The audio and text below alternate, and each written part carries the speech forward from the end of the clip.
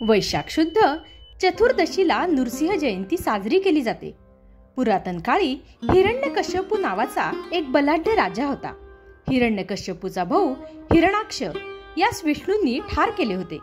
त्यामुळे हिरण्यकश्यपूचा विष्णूंवर फार राग होता. हिरण्यकश्यपूला प्रल्हाद नावाचा एक मुलगा होता. छोटा प्रल्हाद विष्णूचा सतत जप करीत असे. त्यामुळे हिरण्यकश्यपूने त्याला ठार मारण्याचा प्रयत्न केला, पण तो सफल झाला नाही.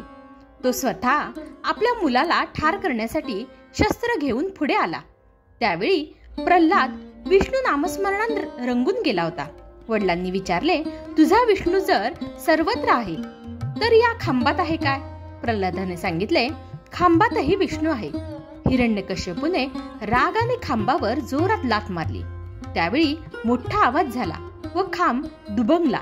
त्यातून अर्धा सिंह आणि अर्धा मनुष्य अशी नृसिंहाची प्रचंड आकृती बाहेर आली. तिने त्या हिरण्यकश्यपूला उंबरठ्यावर नेऊन मांडीवर आडवे घेतले आणि आपल्या तीक्ष्ण नखांनी त्याचे पोट फाडून त्याला ठार केले. ही घटना वैशाख शुद्ध चतुर्दशीला घडली. म्हणून लोक या तिथीस नृसिंह जयंती साजरी करू लागले. नृसिंह जयंतीच्या आधी 9 दिवस नवरात्र असते. नृसिंह जयंतीच्या दिवशी 9वा दिवस येतो. दुसऱ्या दिवशी पारणे असते.